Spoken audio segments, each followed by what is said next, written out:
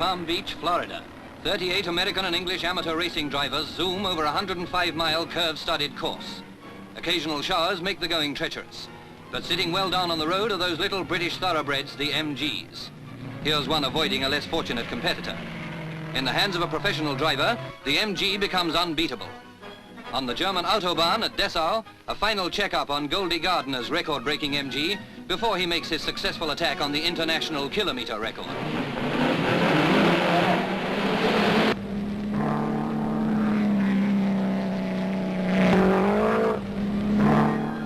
204 miles an hour from a 12-horsepower car. Nice work, Goldie. And nice work, too, by the craftsmen behind M.G.s. For here at Abbingdon, near Oxford, in England, the mechanics who assemble these little wizards on wheels feel that they have a stake in the successes chalked up with the achievements of each new car.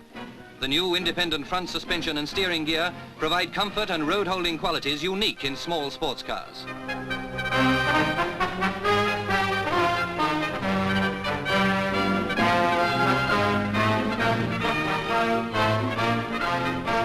Here is no relentless conveyor belt. The tempo of assembly is set by the needs of each job, for there will be plenty of fast moving to be done after leaving the factory.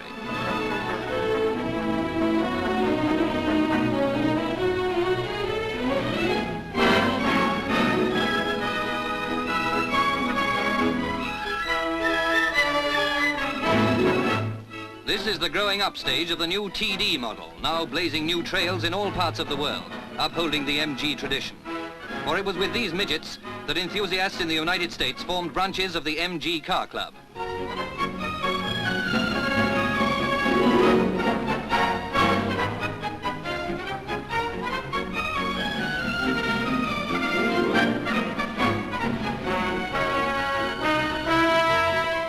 Now meet Ian Appleyard, the Olympic skier. What has skiing to do with M.G.s? Well, Ian is just receiving good wishes before leaving Abbingdon on a record-breaking trip to the French Alps in a car taken straight off the production lines.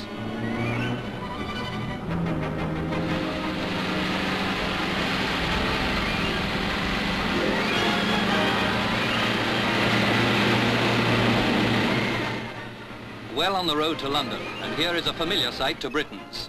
New M.G.s being transported to the docks, factory fresh for shipment overseas. Two things that sadden Englishmen about the export drive are the shipping overseas of Scotch whisky and M.G. cars. With the bad weather left behind, London is reached in the sunshine. Piccadilly and on through Trafalgar Square.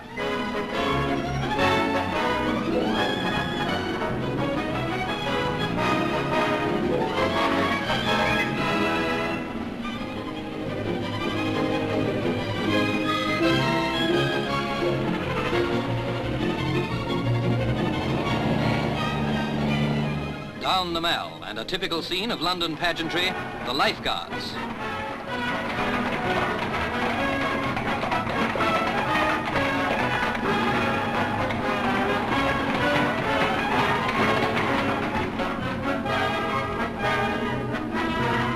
Through the park and past the Houses of Parliament, and the little car chafing in the jam of traffic across Westminster Bridge. But the city will soon be left behind.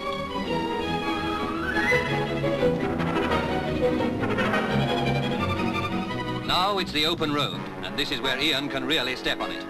At times like these, car and driver have to react as one, an essential factor with over 700 miles to cover in 12 hours. Accurate steering, powerful brakes, and superb road holding, given by the new suspension, all play their part in maintaining these speeds.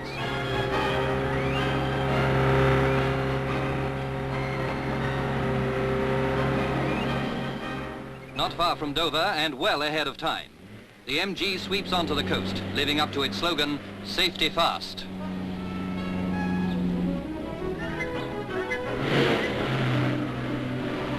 With Dover reached, it won't be long now before Ian and his M.G. take time off for a breather.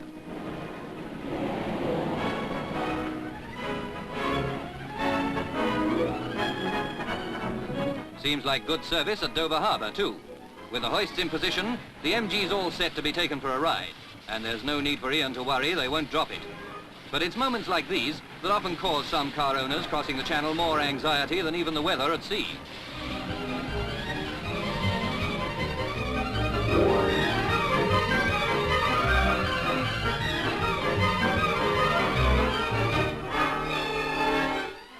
turned their backs on the white cliffs of Dover and away across the short strip of channel that separates England from France.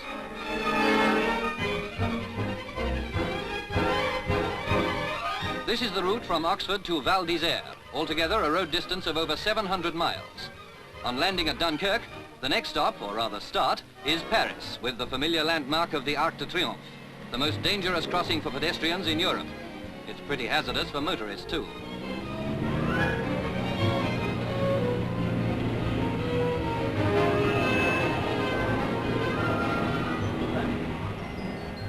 With Paris taken in his stride, Ian Appleyard is well on the way to the flat open country that will eventually give way to mountain scenery.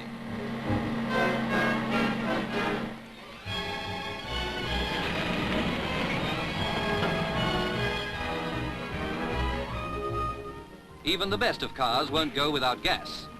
And now it's time to replenish the tank and pick up a passenger for the rest of the journey. Good thing he turned up early for the appointment.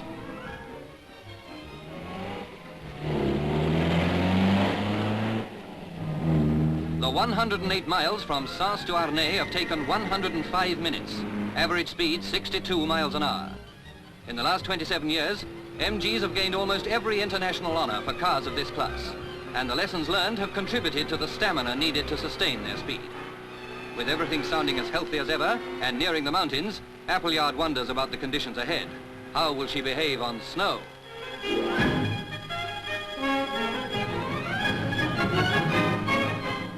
Difficult stretches like these are a grueling test for both car and driver.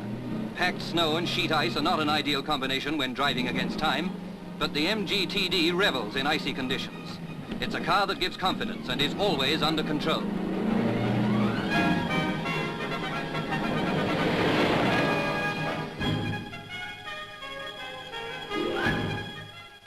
With the outward journey successfully concluded, it's time to take a breather and prepare for the skiing.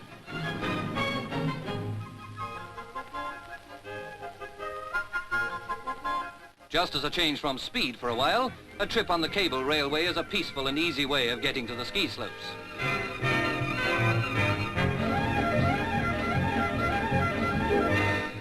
Val d'Isère, situated on the Italian border and only 40 miles from Chamonix, is rapidly becoming one of the most popular French skiing resorts.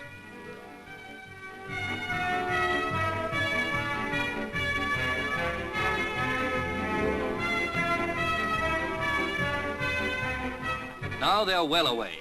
Speed attained by skiers on slopes like these is anything between 60 and 70 miles an hour. Safety first. It's a test of cool nerve, keen eye, flexible muscles. But in the sparkling air and glorious sunshine, life is fun. Just as thrilling as burning up the highway in an M.G.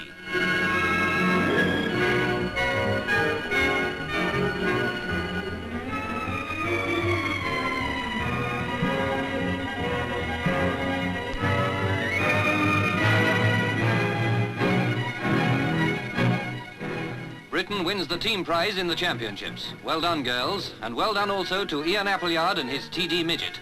They did the return journey from Val d'Isère to Dunkirk, 631 miles, under conditions of ice, sleet and fog in one day. Some drive, some car. No wonder the M.G. is a favourite the world over.